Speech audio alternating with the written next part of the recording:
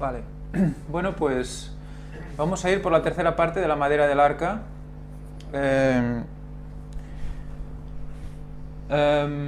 Antes de nada, yo quería comentaros que tenía pensado empezar hoy por la simbología del ciprés, pero ha habido circunstancias por las cuales pues no me ha sido posible preparar este tema, porque han empezado a salir cosas referente al tema anterior, a lo que es la madera del arca, y tendría que alargarlo un poquito más. Entonces, antes de nada, me gustaría recordar esta imagen. Vamos a recordar estas dos imágenes. Recordad la primera, que era un bosque de Austrocedrus, un tipo de ciprés, no recuerdo ahora, creo que era la Argentina, que era un bosque sumergido, y los cipreses seguían aún pues funcionando.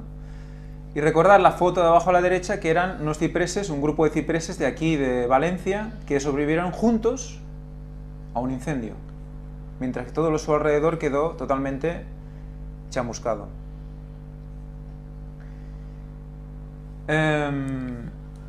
Pues respecto a esto, voy a leeros un email que recibimos de un hermano, un compañero, Joaquín, que nos dice esta reflexión. Dice: creo que Dios nos quiere convertir en ciprés. Jaja, ríe. Dice: Isaías 43, hermosa promesa. Jehová es el único redentor. Isaías 43, del 1 al 3, dice: ahora así dice Jehová, creador tuyo, oh Jacob, y formador tuyo, oh Israel, no temas, porque yo te redimí. Te puse nombre, mío eres tú. Cuando pases por las aguas, yo estaré contigo. Y si por los ríos, no te anegarán. Cuando pases por el fuego, no te quemarás, ni la llama arderá en ti. Porque yo, Jehová, Dios tuyo, el Santo de Israel, soy tu Salvador. A Egipto he dado por tu rescate, a Etiopía y a Seba por ti. Y el compañero añade y dice: creo que aplicable al ciprés está más que dicho. Saludos y que Dios os bendiga. Hermosa conferencia. Muy bien. No sé cómo se ha quedado el cuerpo, pero a mí cuando me pasó Víctor el email, que fue además el día siguiente, lo recibí, yo me quedé pasmado, porque justamente haber hablado de eso concretamente, de la resistencia al agua de los cipreses, fijaros, no te anegarán, o sea, cipreses totalmente anegados, viviendo aún, y que pases por el fuego y no te quemarás, es impresionante, ¿eh? Entonces, muchas gracias a Joaquín por la aportación, porque la verdad es que ha sido muy enriquecedora. ¿Y la analogía con el arca de Noé?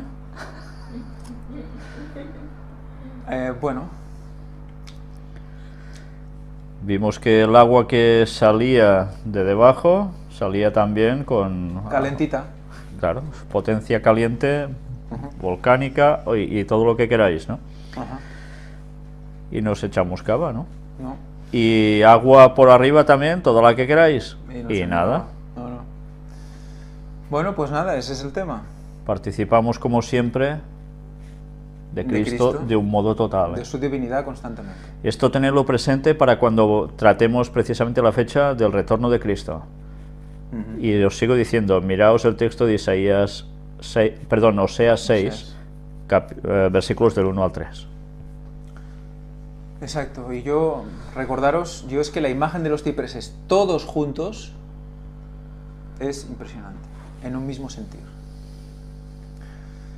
Bueno, pues seguimos, y aquí vamos a volver al Peki Cypress, porque yo aquí tengo que, bueno, rectificar o matizar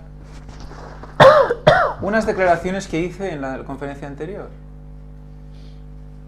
Para ser sincero, yo en la conferencia anterior comenté que dije, creo que fue literal lo que estoy diciendo ahora, que no entendía o dudaba de que el arca se hiciera con un trozo de madera enfermo. Pues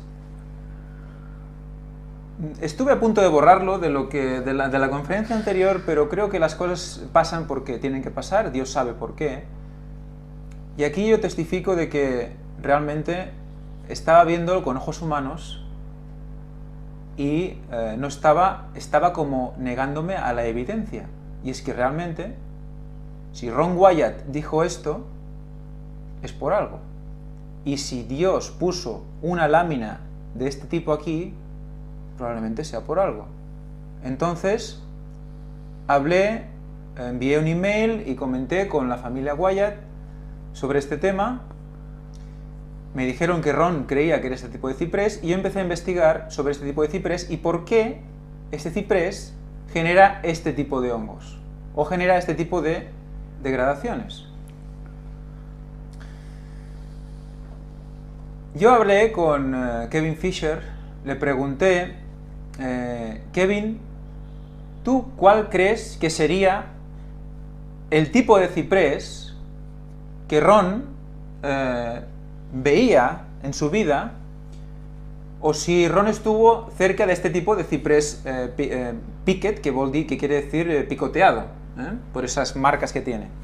También le pregunté qué tipo de ciprés debió ver Elena White en su vida para escribir ciprés en los escritos. O sea, ¿con qué tipo de ciprés están familiarizados pues los americanos en general, ¿no? Y él me dijo, dice, creo que el ciprés de los pantanos, el árbol de ciprés de los pantanos, es el más usado aquí en Estados Unidos. Y estuve investigando sobre este ciprés. Encontré la mejor definición que he encontrado de este ciprés, es aquí, en Dwyer Hardwoods, son unos mayoristas de maderas. Esta es la explicación en inglés. Yo he cogido unas partes que más creo que pueden servirnos más y las hemos traducido, bueno, las he traducido yo y Google y yo, al castellano. Esta especie de ciprés es el Taxodium disticum. Es una especie de conífera nativa del sureste de Estados Unidos. Es el ciprés de los pantanos. Es un árbol de gran tamaño, alcanzando de 25 a 40 metros, raramente 44, de altura, y un diámetro de tronco de 2 a 3 metros, raramente 5. La corteza es de color marrón rojizo. Recordad que es un color parecido al de las secuoyas. También tiene un color rojizo en su superficie. Fisurada verticalmente en superficie, gris-marrón, con una textura fibrosa. Las hojas nacen en ramitas de hoja caduca, que están dispuestas en espiral sobre el tallo, pero retorcidas en la base para permanecer en dos filas horizontales, de 1 a 2 centímetros de largo y de 1 a 2 milímetros de ancho. Aquí empezamos a ver algo interesante con un tema de la disposición en espiral de las hojas. A diferencia de la mayoría de las otras especies de la familia Cupressaceae, es de hoja caduca. Es el único que tiene esta particularidad, que se queda calvo, por eso se llama ciprés calvo también. ¿Y por qué me miras a mí? En invierno. Bueno, porque estás a mi lado. Pierden las hojas en invierno. Es monoico, bueno, esto es otro tema. Estróbilos masculinos y femeninos maduran alrededor de 12 meses, que se producen a partir de yemas capullos formadas a finales de otoño, con la polinización a principios del invierno. Los conos de semillas son de color verde, tirando a gris, y globulares, de 2 a 3,5 centímetros de diámetro. Tienen de 20 a 30 escamas de 4 lados, dispuestas en espiral, cada uno con 1 o 2, raramente 3 semillas triangulares.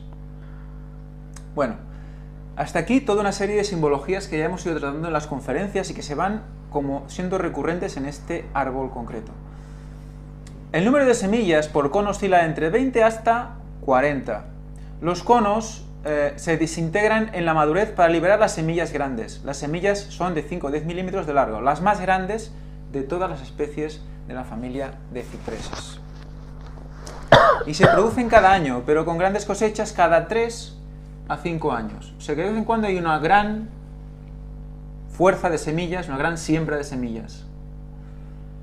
Las plántulas tienen de 3 a 9, con más frecuencia 6 cotiledones. Los cotiledones son las hojas primogéneas, las hojas primarias. Son cuando florece la flor o el tallo, y las primeras hojas que salen son normalmente 6. Si os fijáis en una habichuela, cuando la plantas, cuando nacen salen 2. Eso es dicotiledonio. En este caso son cotiledones, 6 cotiledones, con más frecuencia. Otro número. Fijaros cómo numéricamente tiene, y el concepto de en espiral es recurrente. Aquí tenemos los glóbulos. Y lo de capullos y otoño... Claro, yo ahí no sabía qué decir porque, claro, ahí estamos otra vez en el tema del candelabro. En el candelabro se define las copas, que define el candelabro, todo el mundo se imagina una copa. Pero cuando mides la definición, en el Strong, no es exactamente una copa, sino que se define algo que es cóncavo en su base, pero que está más asociado a una flor, a un capullo, a una yema de flor, lo que es previo a la flor, que aún no ha florecido. Y hasta ahí lo vamos a dejar, pero es que es un tema muy interesante porque además el almendro o la flor de almendro, dijimos que florecía en invierno, es una preparación a... Bueno, muy bien. ¿Qué más? Aquí vemos los conos verdes.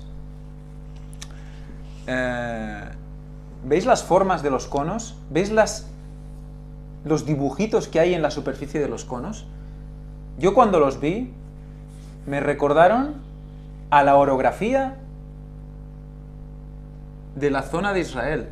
Y luego ya lo miraremos eso más adelante y le daremos más significado y hablaremos más de ello. Pero así de entrada yo vi esto y digo, ostras. Aparte de los 4 lados que vemos en el de la izquierda. Los troncos principales están rodeados de rodillas de ciprés. ¿Y qué vas a decirme ahora? ¿Qué es esto, rodillas de ciprés? Resulta que son cypress knees, que quiere decir rodillas de ciprés en inglés. Veremos luego cómo define esto. Alrededor del tronco principal hay toda una serie de algo que le llaman rodillas de ciprés. Bueno, el espécimen de individuo más grande conocido es el senador, del cual hablaremos también luego. Está en Longwood, Florida, 35 metros de altura, con un diámetro de tronco 344 centímetros, un volumen estimado 120 metros cúbicos de madera. El más alto conocido es el cerca de Williamsburg, 44 metros de altura. Veis que de ninguna manera son los metros que había en las secuoyas, pero para ser la especie que son es importante.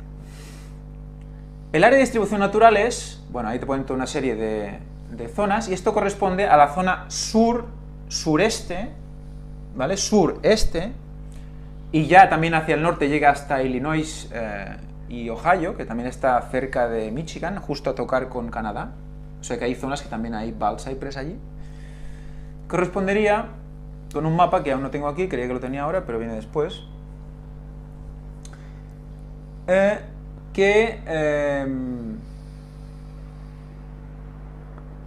Bueno, sigo. Nos dice, la mayoría de Bald Cypress, que son los cipreses de pantano, crecen en terreno plano, en suelos aluviales, generalmente en elevaciones de menos de 50 metros, o sea que le gusta la cosa sin mucha elevación, sobre el nivel del mar, aunque puede haber algunos rondando elevaciones de 500 metros. Aunque los árboles jóvenes, vigorosos y rebrotes de tocón pueden producir semilla viable, la mayoría de los individuos no producen semilla hasta que son cerca de 30 años de edad. Más o menos. Entonces se produce semilla. Muy bien. Bald Cypress crece en pantanos, tienen la peculiaridad de crecimiento llamado... Bueno, no sé exactamente esta traducción que quiere decir. Ah, sí, rodillas de ciprés. Esto viene por rodillas de ciprés. Luego veremos lo que son. Dice, estos son proyecciones leñosas que salen por encima del suelo o el agua, que son parte del sistema de raíces. La función más probable de las rodillas de ciprés es la de soporte estructural y la estabilización. Bald Cypress, que crecen en sitios propensos a inundaciones, tienden a formar bases reforzadas. Los árboles que crecen en sitios más secos pueden carecer de esta característica. Bases reforzadas y un sistema de raíces fuertes entrelazadas les permite resistir vientos muy fuertes, incluso huracanes, raramente vuelcan estos árboles. O sea que pero yo lo que no entiendo, aquí, vale. Eso que habéis visto son las apuntes. Dilo de la semilla y los 30. Bueno, pues cerca de los 30 años de edad, recordamos que hay un personaje bíblico importante que a cierta edad se bautiza. Y el texto dice era como de unos 30 años cuando empezó su ministerio. Cuando empezó su ministerio, cuando empieza ¿qué? La semilla, a sembrar semilla. Bueno, pues ahí estamos. Entonces, ahora entendéis, cuando yo empecé a leer esto y digo, pero qué inútil y qué ignorante que soy. ¿Cómo es posible que pueda juzgar yo esto? Y ahí pequé vilmente. Y doy mi testimonio de ello. Y vamos a seguir. Muchos agentes dañan árboles de estos cipreses de pantano. El principal agente letal es el hongo Sterium taxodi. Esto lo voy a poner en duda, el hecho de que sea el agente letal. Vamos a ver por qué luego. Lo que provoca la pudredumbre marrón, o surco marrón, conocido como Peckycypress, o ciprés picoteado. Este es el hongo que genera los huecos en el ciprés. Esas como llagas o grietas que hay en el ciprés. La madera de ciprés de pantano mucho tiempo se ha valorado por ser muy resistente al agua, así llamada madera eterna. Es que es tan increíble que es normal que la mesa quiera caerse. Madera eterna también llamada, porque en agua, como vimos también con el ciprés cupresos, es eterna. Se puede mantener flotando en el agua sin deteriorarse durante muchísimo tiempo. Madera prehistórica aún utilizable se encuentra a menudo en los pantanos de Nueva Jersey y en ocasiones hasta el norte de Nueva Inglaterra, aunque es más común en el sureste. La madera poco mineralizada se extrae de algunos pantanos en el sureste y es muy apreciada para usos especiales tales como tallas de madera. Punto. Cypress o Peckycypress, este ciprés con los hongos habiendo hecho estos picoteados, causado por el hongo Sterium taxodi, se utiliza para el revestimiento de madera de pared decorativa. Luego veremos cómo queda esto. Bueno, lo hemos visto antes, pero cómo queda esto pulido y presentado. Es precioso. Esto que estáis viendo aquí son las rodillas de ciprés. Esto y esto es alrededor del árbol principal, que hemos dicho que a los 30 años tira esas semillas, hay como cipreses de rodillas. Rodillas de ciprés, es que le llaman cypress knees. Están como alrededor del árbol principal, como si fuera su séquito, los que le adoran. Es increíble, es impresionante la biología de este árbol. Son sus propias raíces, o sea que por lo tanto son hermanos de ese árbol, parte de ese árbol. ¿Os fijáis ahora en la copia del panteísmo y de la Pangea y de la energía del universo? Que todos estamos conectados, Avatar, todos conectados. O sea, fijaros cómo es adoración al árbol central.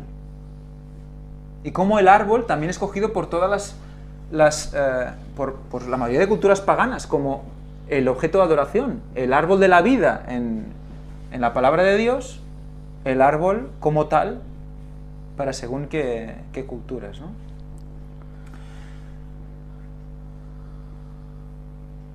Bueno, está claro que hay un mapa que se me ha colado y no está. Es curiosísimo. No, este no. No está. Bueno, me debí equivocar. Lo siento.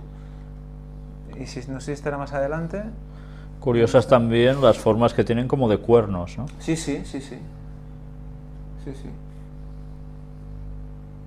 Exacto. Como montañas, como montículos, como cúpulas. Como pináculos. Pináculos. Todos nosotros. Nuestras mentes. Enfocando al cielo. Bueno. Vamos a concentrarnos, había un mapa, hostia, no entiendo por qué no está, si falta esto quizá falten otras cosas.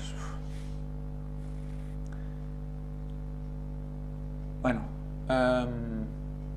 había un mapa en el cual se situaba las zonas donde estaba el ciprés, que es todas las zonas que ahora, si en este mapa lo podéis ver, Indiana, Illinois, Michigan, que están en el norte de Estados Unidos, en el límite con Canadá, donde están los lagos de Michigan, ¿veis? Ahí donde está Milwaukee, toda aquella Chicago.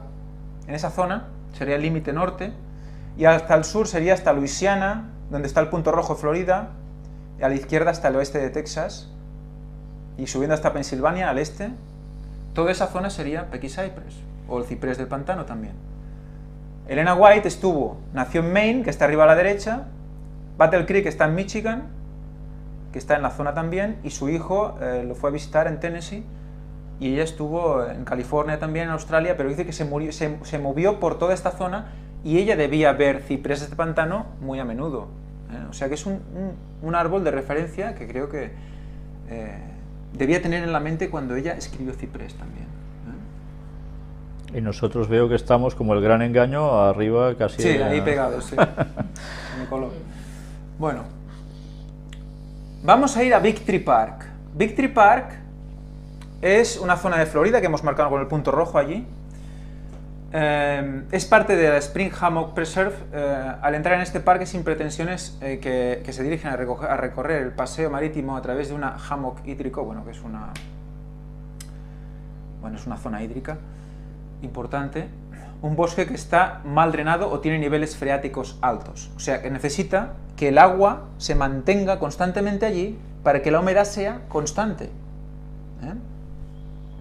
Y las inundaciones con menos frecuencia y por periodos de tiempo más cortos que los de madera dura mezclada o ciprés del pantano. La tierra aquí tiene un alto contenido en materia orgánica y favorece crecimientos densos de vegetación. Este rico suelo se mantiene húmedo por manantiales de aguas minerales que brotan al formar pequeños arroyos. O sea que tenemos una zona de pequeños arroyos muy húmeda y estos cipreses aquí creciendo. Es una zona concreta donde están llenas de este tipo de ciprés. Pues aquí encontramos al ciprés más viejo de estos cipreses, de los cipreses de pantano, el más mayor. Es el senador, le llaman de senator, tiene este diámetro, esta altura, hemos visto antes, y la edad estimada de 3.500 años. Y diréis, ¿por qué me enseñas este ciprés? Bueno, aparte de que es inmenso y de que tiene forma de ciprés, como podéis ver de lanza, pues resulta que esta mujer, en un estado de drogadicción importante, le prende fuego y se lo carga. ¿Vale? A un ciprés de 3.500 años. Y fijaros, yo os lo he puesto más que nada para que veáis una cosa. ¿Veis el ciprés? ¿Cómo se quemó? ¿Cómo consiguió quemar este ciprés? ¿Veis por dónde salen las llamas? Salen por dentro. O sea, quemó el ciprés desde dentro. El ciprés estaba ahuecado. Y eso hizo como de chimenea. Entonces se quemó por dentro y entonces pudo tumbar el ciprés, porque dices, tú con una cerilla no quemas un ciprés de 3.500 años en una zona drenada de agua, húmeda, quema este ciprés. Pues esta mujer va y lo quema. Y evidentemente nos hemos quedado sin senator. ¿Pero a qué viene todo esto? Básicamente es para que entendamos que esto, que es el Picket Cypress, que es el ciprés picoteado,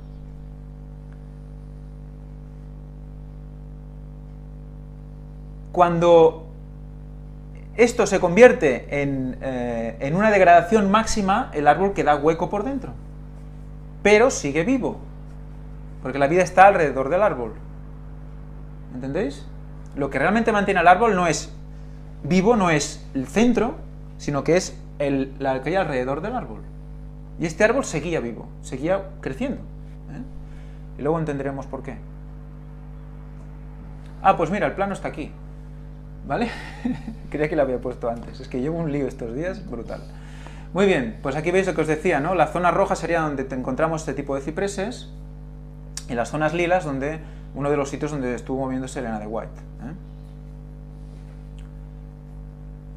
Entonces, Jocelyn Johnson, que hemos dicho antes, la amiga de Ron, yo le expliqué, le pedí más información sobre el Peckycypress, como ellos lo entendían, y ella buscó información y me envió una información que había sacado de internet y que explicaba lo siguiente. Dice, este registro parcialmente hueco es un bello ejemplo de Peckycypress, ciprés picoteado. Esto es en realidad una condición causada por un ataque de hongos, que os lo hemos visto antes, que deja largas y estrechas madrigueras o cavidades en la madera. Los hongos atacan en su mayoría a los cipreses más viejos. Y los atacan desde donde lo que yo llamo el canopy o paraguas. El ciprés de los pantanos, como habéis visto, cuando llega a la base se ensancha, como si fuera una base de un pie, de un candelabro o de algo que se ensancha, para que sea más estable.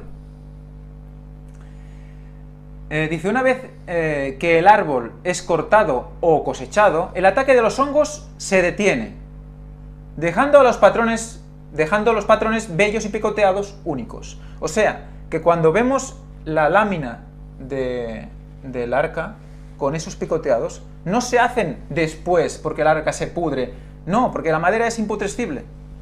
Lo que pasa es que eso ya estaba en el árbol antes de ponerlo. El ciprés picoteado fue muy buscado hace tiempo, en los años de la mayor demanda, y todavía lo es. He visto ciprés picoteado utilizado para cosas tales como revestimiento de madera, marcos de cuadros, armarios o también muebles. Es muy bonito, yo diría que es una especie de legado del sur. En todos mis años de encontrar y recoger trozos de madera de ciprés, encuentro que la mayoría de todas las piezas con las marcas picoteadas son de madera de ciprés extremadamente dura. O sea, que la madera que presenta el picket cypress, el picoteado, es la que es más dura. Vale. Nunca en la madera blanda.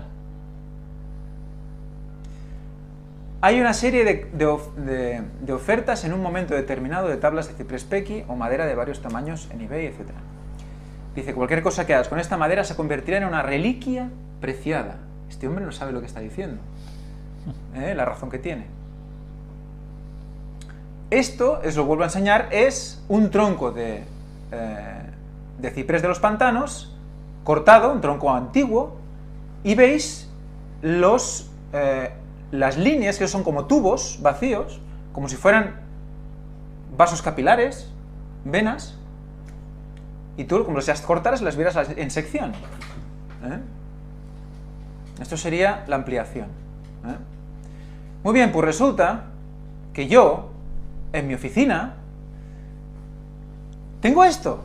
Y yo hace mucho tiempo, cuando empecé a estudiar todo esto, le pedí a un compañero, al mismo que le pedí el trozo de ciprés que lo enseñé el día anterior, digo, oye, cuando encuentres un ciprés grande, que digas, no, es que es ancho, quiero un tronco más ancho, porque ese es muy pequeño, uno más ancho, envíamelo. Yo cuando le pedí esto, no sabía lo que sé hoy. No lo sabía. No tenía ni idea. ¿Vale? Lo que sé hoy, lo he hecho esta mañana, porque me he comido la cabeza para ver qué podía ofrecer hoy, porque tenía pensado hacer otra cosa. Y todo esto lo he ido pues montando con ideas de días anteriores, pero ya esta mañana. Y cuando ayer pasé por la oficina, cogí, monté, porque estos son 5 trozos de ciprés, que es un solo tronco, tiene 1 metro de diámetro, que es interesante, y al montarlo, yo sabía que estaba podrido, que tenía algo dentro, y cuando lo monté, digo, ostras, esto es una pudrición que yo he visto. ¿Vale? Lo miráis desde arriba y veis como la parte central, por tanto, la más dura, por tanto, la más vieja, presenta esto. Este ciprés, según el compañero que me lo trajo, murió de un ataque externo que sufren las hojas, entonces el ciprés acaba muriendo. Pero dice que esto no es el motivo de la muerte. Esto estaba ahí. ¿Vale? Entonces, le fui haciendo fotos cada vez más cerca. Cada vez más cerca. Y vi esto. Resulta que tienes madera súper dura y de repente, como zonas, como hemos visto antes en el ciprés de los pantanos, zonas, pues, de forma redondeada o no tienen forma concreta, pero que de repente está totalmente podrido. Y de repente está perfecto. Cuando una pudrición, yo he visto muchas pudriciones en mi trabajo, en árbol muerto, no en árbol vivo, eso también es verdad, que la pudrición es progresiva. Tú ves madera buena Y poco a poco, conforme te acercas a la fuente de la degradación, la pudrición se hace cada vez mayor. En cambio no, el árbol aquí es como si generara, como si decidiera dónde comer. Es muy extraño. Bueno, luego veremos más la explicación sobre esto. Aquí vemos más el detalle, ¿no? Si tú tocas cualquier lámina de esas que está entre zonas podridas, es durísima. Es el duramen, la parte más antigua. Y aquí vemos la comparación de las dos fotografías. En la derecha, sin la zona podrida ya, solo vacío, y en la izquierda con la zona aún podrida dentro. Pero si tú le vacías la zona, queda lo mismo. Son como rejillas. Muy bien, pues yo resulta que casualmente conozco a esta persona. Conozco a Gerard Passola. Gerard Passola es un biólogo que hace muchos años que conozco, que fue gracias a él que yo empecé a hacer ciertos análisis en la estructura de madera, porque aplicamos un sistema que ellos aplican a los árboles. Y resulta que aparte de ser experto en trasplante de grandes árboles ornamentales, es una autoridad en la relación hongo-árbol. Y entonces, claro, me enteré de ello porque tampoco era consciente por el otro amigo que me llamó, el del que me trajo el ciprés. Hablé con él y me dice, oye, habla con Gerard, porque él entiende de esto, es experto en la materia. En España tiene peso. Y de hecho descubrí que había viajado a México y a otros países a asesorar a gente sobre este tema, ¿no? Y le pregunté. Y me contestó. Me contestó en catalán porque no le dije que lo hiciera en castellano. Como vosotros habláis en catalán, pues pobre hombre, me lo dice en catalán, o sea que lo voy a hacer en castellano. Dice, sé muy poco sobre el Pekky cypress. Lo que he leído rápido del hongo es lo que tú dices, y no he conseguido saber si es endófito de esta especie. Podría serlo porque es muy frecuente. ¿Qué quiere decir endófito? Lo vamos a ir viendo poco a poco, ¿vale? Los árboles viven en la parte más exterior, o viven de la parte más exterior del mismo árbol, está hablando, ¿eh? Y la periferia, que es donde se va generando la madera nueva, perdón, en la periferia, que es donde se va generando la madera nueva, la parte interior queda sin actividad. Algunos dicen que está muerta, otros que es madera inactiva. Esta madera es degradada más tarde o más temprano en función de la especie de árbol, pero también en función de su ecología. Los hongos que degradan la parte vieja interior de los árboles son los hongos xilófagos. En principio nunca micorríticos, que serían pues tipo pues un bolet, una seta. Los hongos xilófagos, la mayoría provienen del exterior del árbol, pero cada vez más se está descubriendo que algunos hongos viven como endófitos dentro del árbol durante mucho tiempo. De hecho, toda la vida del árbol, y esperan que se generen estas zonas de madera inactiva para cambiar de levadura, que es la forma de espera del hongo, a hongo, que es la forma activa. O sea, que es parte del árbol, de la ecología del árbol ese hongo. Igual que nuestras bacterias del intestino, o igual que nuestros hongos, sí, hongos también tenemos, que nos protegen alrededor de nuestro cuerpo. Estos hongos tienen la ventaja de estar en el lugar idóneo. Los primeros, así, o sea, están los primeros, así que se aseguran la oportunidad de colonizar estos nuevos espacios. El vaciado de los árboles, como hemos visto, el ciprés que se ha quemado, que estaba vacío por dentro, genera una mayor flexibilidad al árbol. Y para muchos científicos sería una ventaja respecto de árboles que no están vacíos. ¿Vale? En este proceso de vaciado, el árbol suele recuperar parte de los nutrientes que tenía bloqueados en las paredes de las células muertas. O sea, que el árbol se puede alimentar de su árbol viejo interior. ¿Vale? Cuando este espacio viejo interior entra en contacto con el cambium, este puede fabricar raíces para acelerar la consumición de estos recursos nuevos que aparecen. En principio es difícil hablar de un ritmo de pudrición, de qué ritmo coger, pero quedémonos con esto, o sea, generan suelo dentro de su propio tronco, lo consumen como si fuera suelo, porque el hongo lo que hace es pudrir y generar fertilizante. La madera pudrida es fertilizante, es compost, que lo vuelve a reabsorber el árbol, generando raíces dentro de sí mismo, para poder crecer más. Por eso es más típico de los árboles mayores, más viejos, cuando llevan más tiempo. Y dice, en principio es difícil hablar de un ritmo de pudrición, pero es posible que para una especie determinada, en un lugar determinado, se pueda saber más o menos qué árboles y a partir de qué medida, de qué estatura, los árboles tendrán estas características. O sea, que los antediluvianos, en su conocimiento, podrían haber sabido qué árbol tenía estas características y elegirlo expresamente para colocarlo ahí donde lo colocaron. No fue casualidad, nada en la Biblia, y Dios no hace nada por casualidad. Eligieron ese árbol y lo pusieron ahí. En principio, el ciprés no es un árbol conocido por esta facilidad de vaciarse.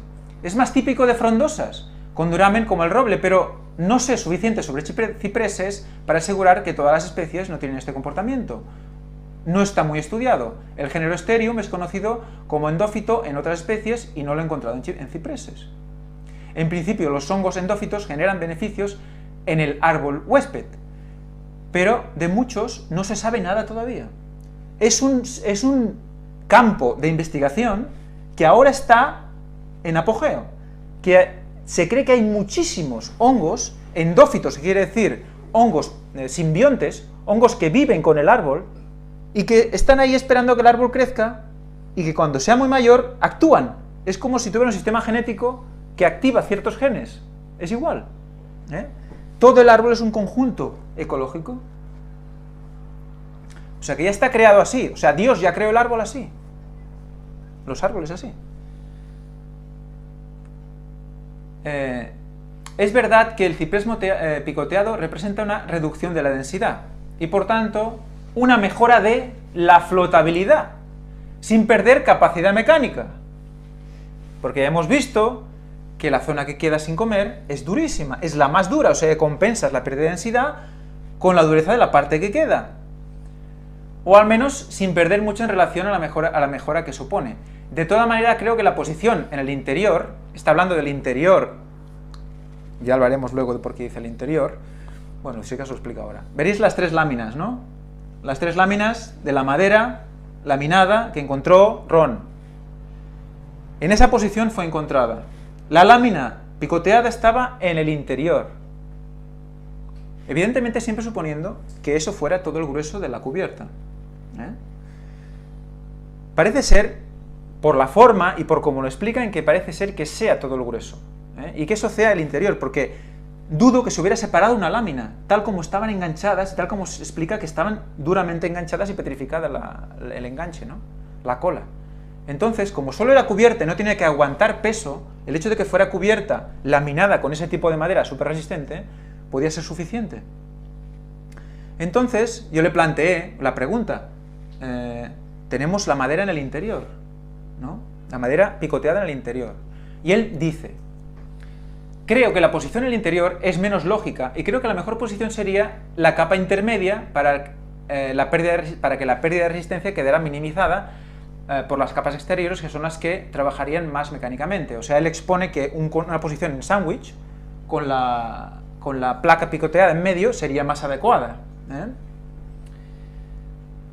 También es posible que por defecto se usara esta madera en todas las capas y que la muestra que tengamos sea una por casualidad, porque la pérdida mecánica sería ligera y la mayoría de la flexibilidad y la reducción de peso una gran ventaja. Bueno, él expone esta posibilidad, ¿vale? Yo personalmente creo que no hay casualidad, creo, pero bueno, eso nos lo dirá el tiempo.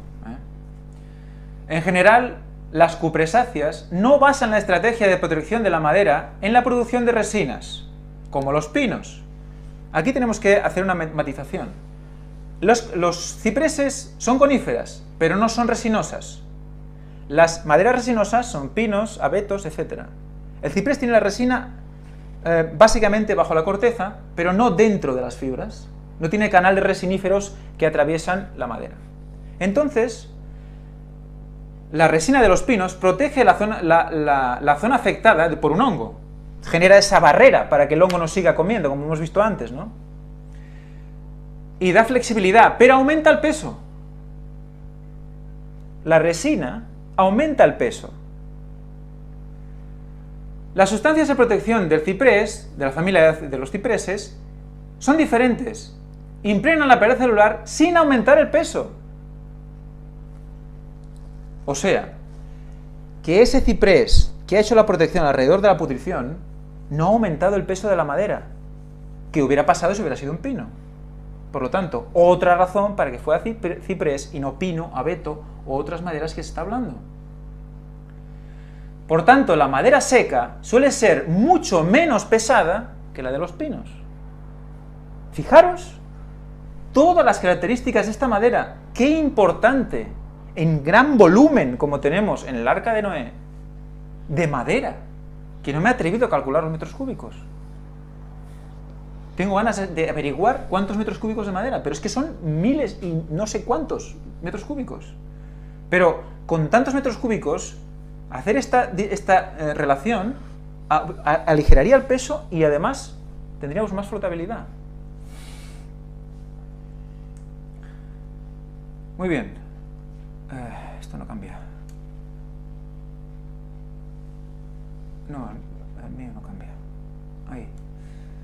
Muy bien, pues ahora vamos a ver un vídeo. ¿Por qué esto? Sí. Vamos a ver un vídeo. Un vídeo de Ted Green. Ted Green es un señor que es, bueno, es uno de los mentores también de Gerard Pasolas, de este chico que hemos hablado ahora. Es una de las autoridades en la relación de árbol-hongo, ¿vale? Y nos va a explicar en este vídeo pues unos matices sobre lo que es la relación árbol-hongo para que tengamos más claro esta relación, ¿eh?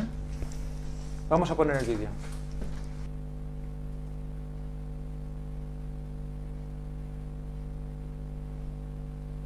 A panel we had, I mentioned the word science doesn't stand still. Remember? Meaning that, you know, things move on. And it certainly moved on as far as I'm concerned in the tree world since the 1980s. In the 1980s, two people called Alan Rayner and Lynn Boddy, two scientists, actually looked a lot at the relationship between fungi and trees. And actually it's mind-blowing, because every piece of wood that you find from day one is packed with fungi. They're either in what we call the long-living wood, because Mrs. Thatcher got rid of me, and I then went to work on marketing dead wood. Hang on, Thatcher called me dead wood. By the way, I've got her on video crying, if anybody wants to watch it. So I actually changed the word to decaying wood, because basically decaying wood means fertiliser. So this to me is what I call leaf litter and small twigs of a year old, if you like, release fertiliser. Then you get up, this will be 2 or 3 years, then you get further up, and when a big limb comes off, we're talking about slow release fertiliser. But at the same time, if we think about that every piece of wood you look at is actually full of fungi. They may be sleeping, we call them latent fungi, or they may be active. Recently they've looked at one single living pine needle, and they've isolated 50 different species of fungi in one single pine needle. That tree is just a column of millions and millions of fungi, either sleeping or active. Now, you can split trees into two. You can split trees into trees with heartwood and trees with what we call ripewood. Now, heartwood, as the tree expands, the growth rings, some of the growth rings die annually, and you get a distinct growth ring which becomes heartwood. When you come to trees which have ripewood, now the heartwood trees basically are yew, sweet chestnut and oak. All the rest come into the ripewood bracket, like beech and all the rest of it, and this particular one. So, but what they're doing is the inner rings die with age, but it's a phase. It's phased in. It's not a regular plant. And as you can see, almost certainly this tree has been damaged by animals, and where it's damaged by animals, that column going up into here will have what we call dysfunctional wood in the ripe wood. So you start to get non-living wood extending into what would be normally living wood. Presumably, I mean, it's no disrespect, because of damage from animals usually, or game mowers is the big one. So when I see this, what I'm seeing is a fungus which can never, ever, ever pass into living wood. And this is where we are today. We must recognise that this thing is co-evolved with the tree. That thing is actually living on non-living wood in the tree. So I'm not saying it's not telling you something, it's telling you something that's happening to that tree, but it's not the reason for the non-living wood. The non-living wood is something out here. It's probably to do with compaction, it's probably to do with high fertiliser. This tells me animal concentration, defecation of all the pesticides, and as you know, pharmaceutical products in animals or veterinary products are not tested against the environment. No, look at that line. That's been dumped with chemicals. And no disrespect, because that's where the animals concentrate. And these are telling you that. So possibly under here, we've got dead roots. Dead roots mean dysfunctional wood where there shouldn't be dysfunctional wood.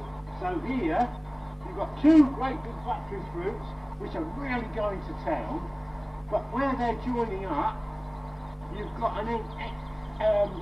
wood going right into the centre because of it's called inclusion, and that gives the mushroom inside, which is decaying down naturally, the non-living wood, right? But it's now got an exit point, and because it's got an exit point, it fruits. So somewhere in there's a mushroom busy. What's interesting in this tree is this is what we call the white rock decayer. Oh, look at that big limb up there. It's red rock or brown rock. So there's another mushroom in the tree decaying out non-living wood. There are very, very few fungi that actually can get into living wood. And I'd even dispute honey fungus. But that's where we are. Bueno, pues habéis visto el vídeo, lo hemos traducido en muy poco tiempo, hemos hecho lo que hemos podido. Gracias al compañero Paulo por todo el esfuerzo. Aquí hemos visto, nos ha explicado que, en resumen, el hongo y el árbol conviven toda su vida y que vemos como para que el árbol tenga una degradación, tiene que haber algo en su alrededor, un ambiente que se degrade antes, como hemos visto, defecación de animales, animales comiendo, pesticidas, fertilizantes, que hacen que el árbol se debilite, y el hongo que el árbol ya tiene, en vez de hacer su trabajo cuando le toca y como le toca, se convierte en un problema.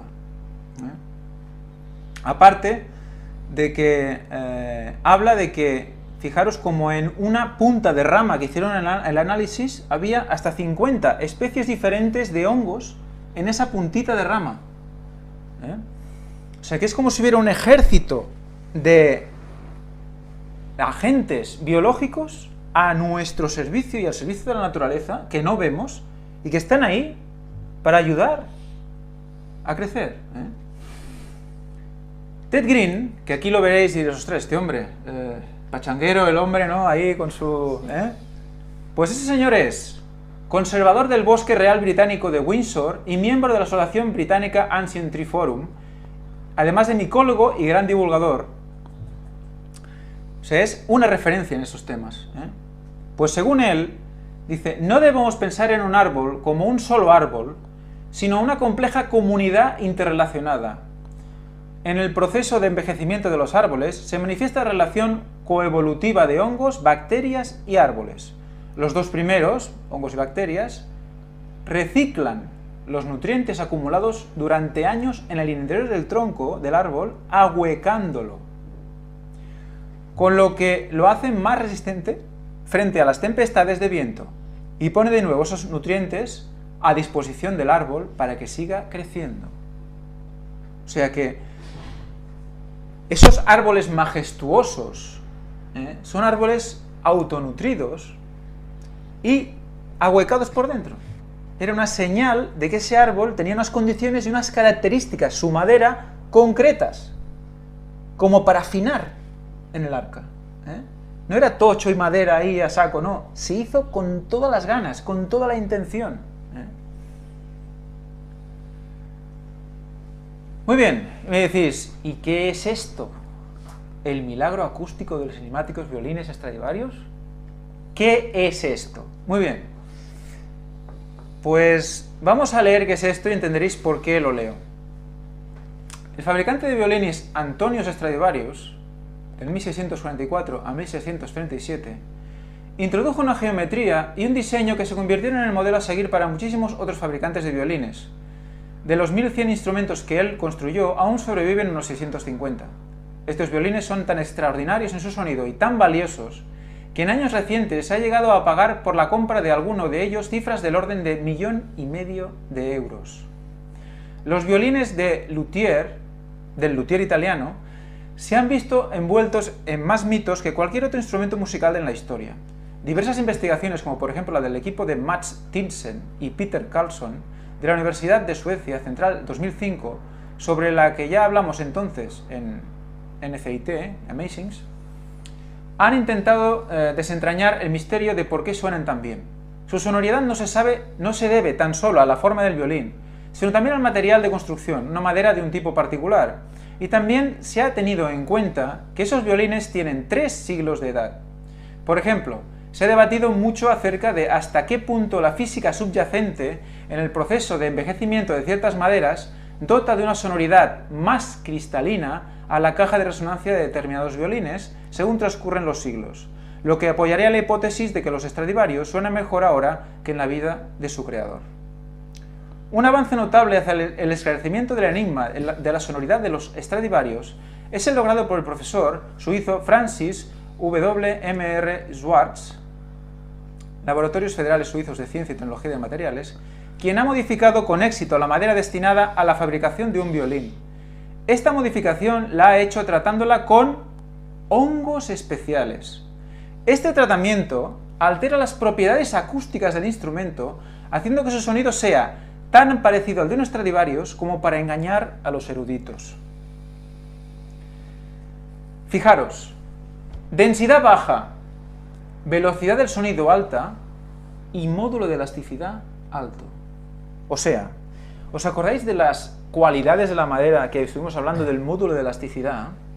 Cuanto más alto era el módulo, más dificultad para doblar la madera, por lo tanto más resistencia a la flexión, ¿de acuerdo? Menos elástico.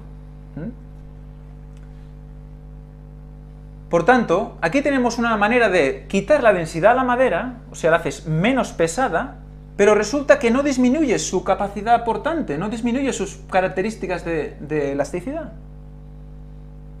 Es muy interesante, porque cambias la naturaleza de la madera. Es como si la convirtieras en otra especie. Son cualidades esenciales de una madera con la que fabrican los violines de sonoridad exquisita. Para sus violines, Antonio Stradivarius utilizó la madera especial que había crecido en el periodo frío entre 1645 y 1715, la etapa principal de lo que se conoce como pequeña edad de hielo, y cuyos efectos fueron claramente experimentados por Europa. Durante estos inviernos largos y veranos frescos, la madera de los árboles creció de modo especialmente lento y uniforme, adquiriendo así una baja densidad y un alto módulo de elasticidad. Hasta ahora, para los fabricantes actuales de violines, una madera con semejantes cualidades tonales era material inalcanzable. O sea, para conseguir eso, tenía que esperar a que pasara otra vez lo mismo. Entonces, bueno, ¿cómo lo hacemos para forzar esas condiciones de baja densidad y alto módulo de elasticidad? O sea, mantener las condiciones de flexión del árbol y bajar la densidad. Los avances del profesor Schwarz pronto podían cambiar esta situación, permitiendo que se pudiera contar con madera de una calidad similar para la fabricación de violines. Schwarz descubrió 2 especies de hongos, estos dos, que actúan de forma natural sobre los 2 tipos principales de madera usados para la fabricación de violines y lo hacen de un modo tal que mejoran su calidad tonal. Entre otras cosas, los hongos reducen la densidad de la madera. Impresionante. Pero sin hacer agujeros, ¿eh? Simplemente reducen la densidad. Una vez la madera alcanza el estado idóneo, se le aplica un tratamiento químico para matar a los hongos e impedir que acaben arruinando el material. Ya en algunas de las primeras pruebas, en 2009, la interpretación musical por parte de un violinista virtuoso con un Stradivarius auténtico fabricado en 1711 y el nuevo obtenido gracias a los hongos logró engañar al público y a un jurado de expertos, quienes creyeron equivocadamente que el Stradivarius verdadero era el creado gracias a los hongos. O sea que, fijaros qué grado de afinar puedes hacer con el hongo. Puedes decir hasta aquí solo. O sea, imaginaros, no sé, que la experiencia de Noé, o que Dios le dijo a Noé: coge ese árbol, el que presente estas características, y ponlo aquí. Porque era el arquitecto, y el otro era el maestro constructor. Bueno, básicamente es esto. Muy bien, entonces, unas pequeñas conclusiones sobre Pecky's Cypress. Primero, parece ser que los árboles grandes y viejos tienen un hongo endófito que los vacía por dentro. Entre otras cosas, para hacerlos más estables a las ráfagas de viento. Dentro de este hueco generan raíces internas que les sirven para captar alimentos a menor altura, pues sus raíces ya son viejas y esto les permite seguir creciendo. Los cantos del hongo son muy definidos, marcando claramente su límite. Eso es en la zona de la degradación. Habéis visto que bueno, malo, de repente, en 1 milímetro.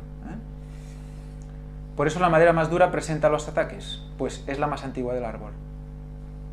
Una de las láminas de la madera del arca, y concretamente la interior, cuando digo interior, ahora os diré por qué creo que puede ser la interior, presenta estas perforaciones, hongos activos en la madera del árbol. ¿Noé veía así el interior del arca? Si esa era la parte interior y el hombre estaba en la parte superior del piso de arriba del arca, el piso medio era el piso que probablemente habría animales o más cantidad de animales, y el piso inferior quizás más desechos. Ahí donde estaba el hombre veían la cubierta y la veían por dentro. ¿Estaban viendo eso?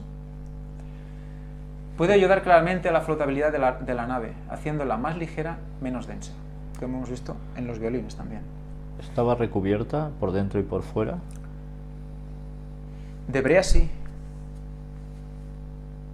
pero esto en principio solo por dentro. O sea, que es posible que Noé viera esto por dentro. Zonas como si alguien hubiera pegado un latigazo con un gancho y hubiera arrancado un trozo. Flash, flash, flash. Esto.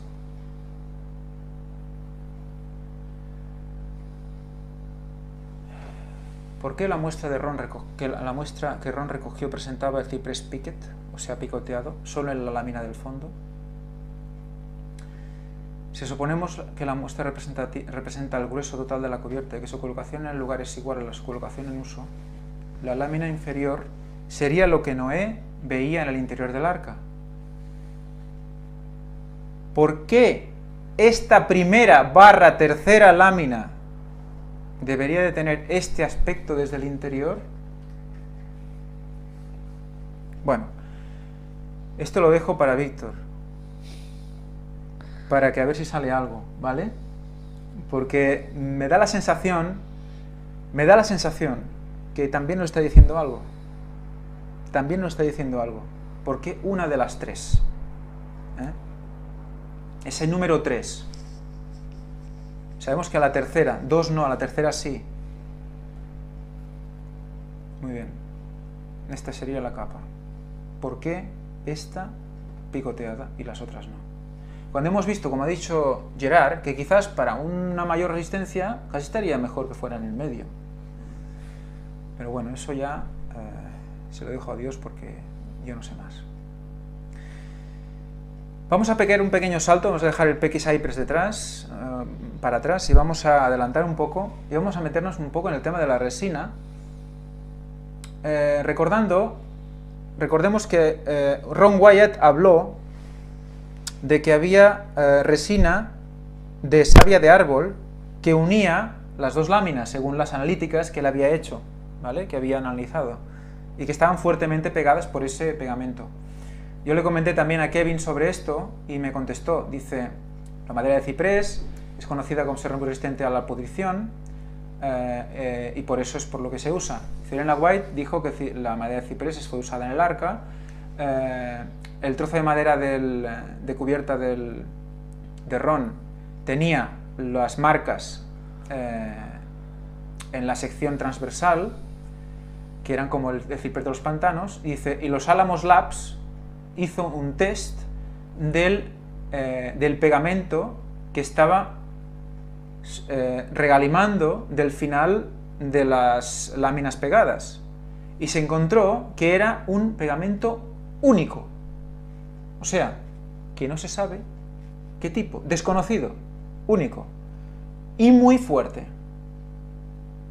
Dice que él no le consta el report, o sea, no tiene el informe, ¿vale?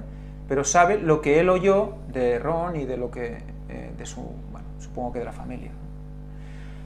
En los años 1800, en Estados Unidos, taladraron cipreses, troncos de ciprés, y fueron usados como tubos de drenaje, enterrados en el suelo, y han estado ahí por décadas. Dice, no estoy seguro sobre la... Bueno, también le pregunté sobre el hebreo y el gofer, sobre la palabra hebrea y sobre la raíz. Dice que si encuentro algo que se lo pase. Sobre la palabra hebrea de gofer, si la raíz está hablando de laminación, como estuvimos hablando el otro día, ¿no? Pero quedaros con esto, que era una cola especial, muy especial. Y esto me recuerda que cuando estuvimos hablando en la tierra que correspondía a donde estuvo el Edén, nos dice que el río Pisón pasa por una zona que tiene ¿qué? Bedelio y ónice. Recordad que el bedelio era la gomoresina, utilizada para colas. O sea que nos está diciendo algo esto ya.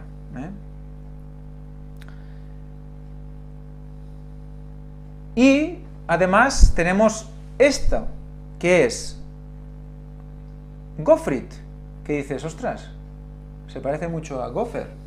Pero resulta que gofrit, que también deriva de gofer, tiene la misma raíz, propiamente resina de ciprés. Por analogía, sulfuro, por igualmente inflamable, azufre, piedra de azufre. Aquí hay dos cosas muy interesantes. Primero, resina de ciprés. Entonces, ¿qué quieres decir? Que es posible que esa resina fuera cogida de los mismos cipreses o de otros cupresáceas para unir las maderas de ciprés. Y fijaros, inflamable, muy inflamable. Y por eso también tiene el significado de sulfuro. ¿Os acordáis de las aguas que hablamos, calientes? Y también como el hecho de que sea inflamable como el azufre, acordaos del juicio final, que dice, Jesús dice que como en los días de Noé, ¿no? Será en la venida del Hijo del Hombre. Por lo tanto, agua y azufre, pero este azufre se está refiriendo sobre todo a lo que sería el juicio final. El lago de azufre, el fuego con azufre. Por eso vemos por un lado una vez más esa doble cuestión. Por un lado resina de ciprés, algo que sería muy positivo y bueno para lo que iba a utilizarse, sí. Y por el otro al mismo tiempo, del mismo lugar, procede lo que sería la cuestión de azufre, piedra de azufre, lo que termina exterminando. Sí, señor. De Dios sale todo. Todo. Y justo, y fíjate, sí. Sí, sí, al principio, el alfa, aquí me comenta un compañero, alfa y omega, el principio y final, todo en la misma arca. ¿Por qué? Porque está representando también el final, como vamos a ver más adelante.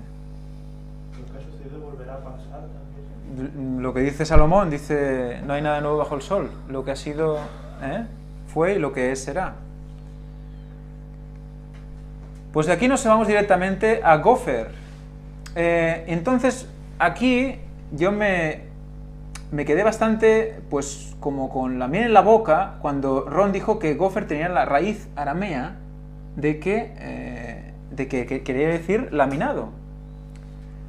Y justo esta semana también recibimos un email de un compañero muy querido que está en Japón, que nos hace unas reflexiones muchas veces alucinantes, con una asociación de ideas que veremos al final que no va a ser ninguna tontería. Nos dice el compañero, ¿cómo se llamaba? Mariscal. Mariscal. Muy bien. Dice, en todos los términos que se muestran que son derivaciones de Gopher, hay un denominador común. Dar resistencia mediante láminas, o sea, por laminación. Eso él lo saca a raíz de los conceptos que vamos a ver a continuación. Dice, Gopher igual Gopher igual gofre. Y dices, ¿gofre? ¿Qué tiene que ver el gofre aquí, no? Y dice, Gopher, gofre. Y dice, sí, el dulce. Gofre en español proviene del francés gaufre. El holandés es waffle. Originariamente los gofres se realizaban con dos galletas unidas por medio de un relleno que las unía. Las galletas del príncipe de Bekelar de toda la vida son gofres. Wikipedia. Los waffles de sirope se inventaron en la ciudad de Gouda en 1784. Según cuenta la leyenda, un panadero de Gouda hizo una galleta con todos los sobrantes de las migajas y especias para luego rellenarlas con jarabe de caramelo. De esta forma, el waffle de caramelo comenzó como un dulce de los pobres y finalmente se convirtió en el más popular acompañamiento del té y del café en Holanda. ¿Qué más? Los stroopwafels, también comercializados bajo las denominaciones de wafer de caramelo o galletas waffle de sirope. Son una especie de galletas originarias de los Países Bajos elaboradas con dos especies de gofres redondos que tienen entre ellas un relleno de caramelo, similar a un sándwich en el que el relleno hace de pegamento. Interesantísima la acepción, la verdad. Qué casualidad, ¿no dice? La cuestión es ¿por qué el panadero le dio por llamar a eso waffle? Que como vemos es una derivación de gopher. Seguramente ese panadero era judío y sabía que el nombre al dulce estaba muy bien puesto. Yo eso no lo sé, pero Víctor tiene ciertos conocimientos sobre los dulces y yo me quedé alucinado cuando me lo comentó y voy a dejar que él os lo explique.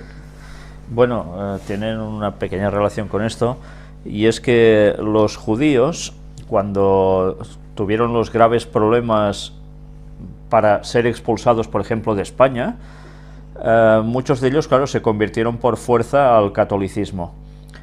Y para demostrar que ellos verdaderamente se habían convertido al catolicismo, o al menos aparentemente hacia los demás, hicieron grandes inventos precisamente de repostería, con estos postres que han sido utilizados y siguen siendo utilizados aún por muchos, lo están comiendo en este país, y que estaban basados prácticamente, eso sí, en mucha grasa de cerdo. Como por ejemplo las ensaimadas de Mallorca, las famosas ensaimadas, que además tienen una forma espiral. Sí. Y con esto manifestaban que de hecho habían asimilado totalmente la cultura cristiana y ellos participaban de lo mismo. Y fueron los máximos instigadores en poner estos productos hacia los demás. Y no solo eso, sino que muchos de los platos típicos de este país ahora, que tienen mucha base de cerdo, fueron prácticamente ellos los que más lo auspiciaron, porque así seguían demostrando que habían asimilado lo cristiano y ya no eran tan judíos. Y nadie los podría rechazar.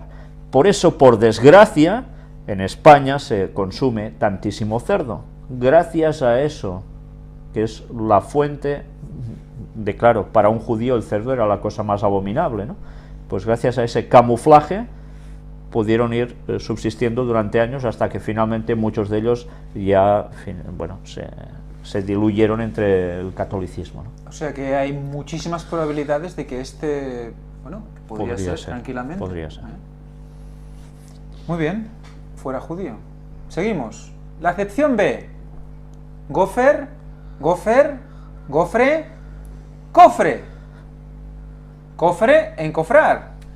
Un encofrado es el sistema de moldes temporales o permanentes que se utilizan para dar forma al hormigón u otros materiales similares como el tapial antes de fraguar. y abajo dice fraguar, en albañilería, endurecerse consistentemente. La cal, el yeso. O sea, endurecido bajo el sostenimiento de maderas, bajo la compresión de la madera. Y fragua. Y aparte, cofre, en sí mismo, es un arca, un arcón, un recipiente para meter ropa, para meter cosas. Y luego está el arca de la alianza, que es un cofre. ¿Vale? O sea que estamos uniendo arca de la alianza, arca de Noé, que en realidad no era un barco, sino que era una arca gigantesca para meter los animales dentro y a la propia humanidad. Claro, es un receptáculo de algo que se guarda de algo, ahí dentro. Exacto. O sea que no tiene desperdicio, no es ninguna tontería. Acepción C dice, esta es la que más me gusta, Víctor. Gofer, gofre, cofre, cofradía. Cofradía de cum frater, con el hermano, en contraposición a hermandad. Germanus, hermano carnal. O sea, y nos hace aquí un resumen precioso de todo lo que dice, o sea, todos como hermanos, pero en espíritu, no por carne, como si fuéramos la madera de gofer del arca, unas láminas unidas unas a otras por medio del Espíritu Santo, consiguiendo la fuerza indestructible en Cristo Jesús. Recordad los cipreses juntos contra el fuego. Recordad esto también, unidos. En un mismo cuerpo. En un mismo cuerpo. ¿Vais viendo cómo todo va enlazando con las temáticas anteriores? Sí, señor. Muy bien, pues digo, ala. Resulta que yo estoy leyéndome la Biblia y me toca el capítulo de Ruth. Y mira, en Ruth 3:9 leo esto. Entonces él dijo, ¿quién eres tú? Y ella respondió, yo soy Ruth, tu sierva. Extiende el borde de tu capa sobre tu sierva, por cuanto eres pariente cercano. Y veo pariente cercano en asterisco que pone en hebreo Goel.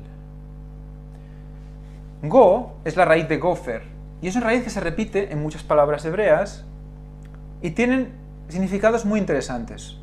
Y todos ellos tienen una cierta relación, como vamos a ver ahora. Si vamos a la Strong, recordamos gofer, una raíz que no se usa, alojar, tipo de árbol o madera, como usada para construir, aparentemente ciprés, gofer. Y vemos que Goel, abajo de todo, dice profanación, contaminar. Y me dirás, ¿esto qué tiene que ver eso con pariente cercano? Pariente cercano. Hemos leído láminas pegadas, fraternidad, cofraternidad. Esta acepción, vamos a decir algo muy parecido este sábado en la segunda parte de Elías Tisbita, porque vais a ver qué gran importancia de un cierto nombre que aparece en lo que vamos a analizar, para darnos cuenta realmente de por qué una palabra tan cercana como es un pariente puede llegar a ser precisamente esto. Muy bien. Pues mirad que, bueno, vais a ver que otra vez tenemos una ambigüedad, una doble cara de la misma moneda, que tenemos que Goel viene del 1351, que es Gaal, que es raíz primitiva, tal vez idéntica a 1350, que es la anterior, que también leeremos, mediante la idea de liberar, es decir, de repudiar, ensuciar o profanar, contaminar, deshonrar, excluir, inmundo, manchar, profanar, que hemos leído hace un rato con Víctor, que si ponías los pies dentro del agua, ¿qué? Ensuciabas, ¿no? Pero resulta que es el mismo significado, el mismo vocablo que el utilizado para Gaal, que es casi la misma palabra, que es la del 1350, arriba, raíz primitiva, que quiere decir ¿qué? Redimir. ¿De acuerdo a qué? A la ley oriental del parentesco, es decir, parientes más próximos, enganchados. O sea que la raíz de gofer puede estar diciéndonos esto. La unión de dos, además, láminas iguales, de igual a igual, del mismo tipo, de la misma familia. Quizás yo me estaba planteando la posibilidad de que fueran incluso especies diferentes de ciprés, que fuéramos cupresáceas, con las características parecidas, como yo soy humano, Víctor es humano, pero somos diferentes, con el mismo sentir. Por lo tanto, unidos, ¿por qué? Por la resina, por el enganche del Evangelio. Y como tal, comprar de vuelta la propiedad de un pariente, casarse con su viuda. También afear, cercano, comprar, defensor, libertar, liberar, pariente, redentor, redentor. O sea, la base de Gopher significa redentor, redimido, redimir, reposar, rescatar, rescate, vengador. Por eso, de donde has extraído ese texto, haciendo referencia a Ruth, con Boaz, que eran parientes, todo proviene de porque... No de sangre. Tenían un parentesco Pero muy Ruth importante, no exactamente Por el con marido. ella, sino por el marido. Y eso es muy interesante porque quien tenía más derecho incluso que él era otro pariente, pero él se lo pintó todo de un modo que el otro dijo, anda, me va a salir esto fatal si hago este enlace. Por tanto, quédatela tú, redímela tú. Redímela. Sí, señor. Entonces, mirad cómo la importancia, una vez más, de los textos, las historias bíblicas no estaban puestas porque sí, sino que eran un reflejo también de lo que debía acontecer a Jesús con nosotros. Nos iba a redimir. Es más, fíjate, casarse con su viuda. ¿Qué hemos dicho antes? ¿De qué cantares estaba expresando? El esposo y la esposa, Cristo y el pueblo de Dios. En el capítulo de Ruth, Ruth es la viuda. Y Boaz la redime, o sea que la rescata, se la queda para él, con él, para siempre. ¿Qué va a hacer Cristo? ¿Cómo estamos nosotros? Somos la viuda, estamos perdidos. Y viene Cristo y nos rescata, se casa con nosotros y nos redime. Ese es un significado brutal, es el gran significado de redimir, aplicado literal a la vida de Ruth, a lo que pasó con Ruth. Es alucinante. Somos la viuda. Es impresionante. Por eso, fíjate, en toda la Biblia, las referencias a las viudas, a cuidarlas, ¿cuál es la verdadera ayuno, no? Y ve a la viuda, visítala, tal. ¿Por qué? Porque la viuda representa al pueblo de Dios. Perdido. Y pensemos eso, que una viuda en esa época solo podía sobrevivir por limosnas, básicamente, porque no tenían manutención estatal, por supuesto. Solo era porque alguien le daba para sustento. Dependía exclusivamente del esposo de Jesús. O sea, dependemos exclusivamente, no podemos hacer otra cosa que depender de Jesús. Es la figura de la viuda. Por eso, cuando las leyes que aparecen en el Antiguo Testamento se daban, era con un objetivo. No solo era, que sí que era para eso, para las circunstancias de las personas tal como se podían quedar, como en estos casos viudos, huérfanos, etcétera, ¿no? Sino porque en definitiva era una lección también cristocéntrica de lo que iba a hacer por nosotros. Sí, Señor. O sea, todo apunta a Jesús constantemente, a Cristo constantemente. Yo he hecho algo, he tocado algo sin querer y ahora vuelve. Cristo constantemente. Todo. O sea, es increíble.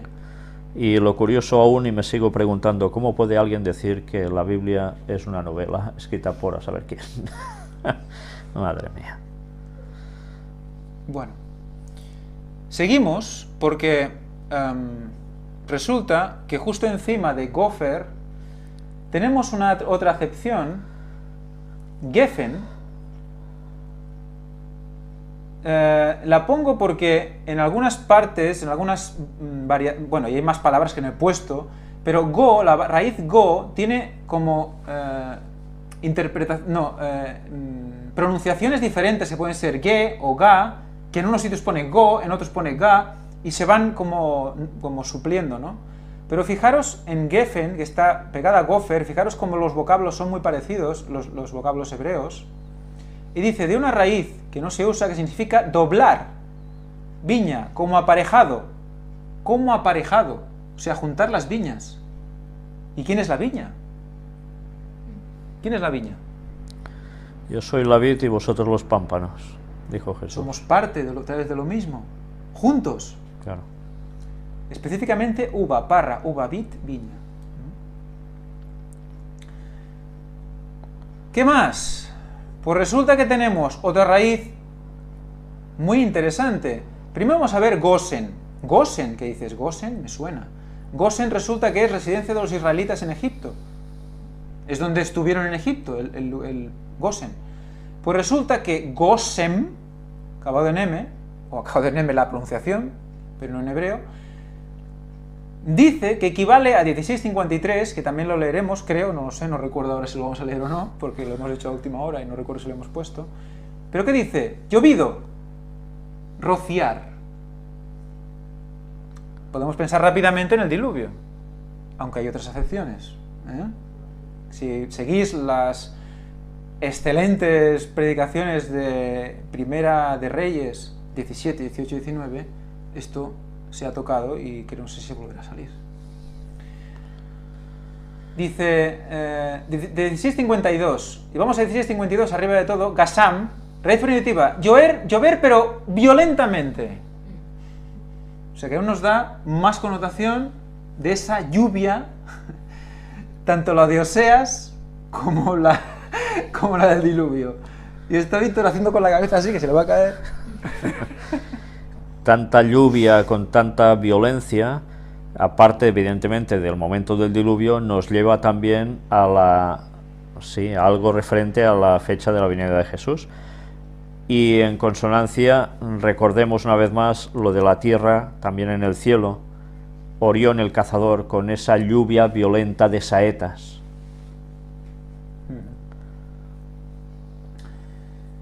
Sí, señor, y aquí la 1655 y la 1656 nos hacen referencia a la 1653, que no la he cogido, pero sí que al hacer referencia a la misma podemos considerar que Geshem y Goshem pues se refieren a algo parecido. Entonces, Goshem, del caldeo, dice aparentemente lo mismo que 1653, usado en el sentido particular de cuerpo. Cuerpo. Probablemente por la idea figurativa de lluvia fuerte. Cuerpo. Es más de lo mismo todo el rato. Pero todo el rato, o sea, la lluvia fuerte es cuerpo. Esa lluvia de Oseas, la segunda lluvia, es cuerpo. Ahí viene algo, viene un cuerpo. Y esa raíz, de la cual viene Gosem, Gofer, Goser, está formando parte de un cuerpo. Muy bien. Pues creo que me estoy pasando ya, porque aquí tenemos que entrar más en la parte de la simbología de ciprés, pero creo que estamos todos teniendo las mismas ideas sobre de qué estamos hablando. Muy bien, pues hoy hasta aquí hemos llegado. Recordaros la aplicación. Recordaros que veis aquí abajo en la aplicación tenemos el Twitter, que se está intentando hacer pasar por Twitter todas las conferencias, una a una, las diapositivas las que son más interesantes. Y aquí no hace falta que estéis dados de alta en Twitter, podéis a través de la aplicación ver las noticias que entran en Twitter sin estar dados de alta, o sea que es bastante cómodo para los que quieran utilizarla. Y ya nada más. Se nos ha hecho tarde hoy. Bien, pues vamos a continuar con este tema la semana que viene, si Dios quiere. Vamos a seguir viendo, por un lado, asuntos relacionados con Orión y las constelaciones del cielo, el mensaje de Dios escrito en los cielos, y seguiremos con esta temática, con el apartado que Ángel nos está llevando tan magníficamente, para darnos esta comprensión de textos antiguos que nos están dando una vez más una vislumbre impresionante de lo que Dios nos quería decir y que tantas veces no nos hemos enterado. Pues damos gracias a Dios por la luz que está dando y por el privilegio que está dando esta luz no a unas personas en concreto, sino a, ya veis, cuánta gente está colaborando con nosotros en este sentido, ¿no? Es que si no fuera por los 2 emails que he recibido, habría cosas que no se me habían planteado.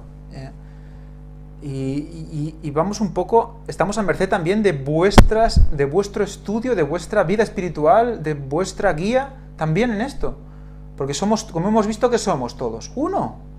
Estamos juntos, unidos por esa resina increíble, por esa pegatina, por esa pegamento espectacular y tenemos que ser todos como cipreses. Los cipreses los mueve el viento, pero cuando acaba el viento siguen rectos, mirando hacia arriba. Y tenemos que coger esa simbología de la naturaleza para aprender cosas. Adán se pasaba el día leyendo en la naturaleza.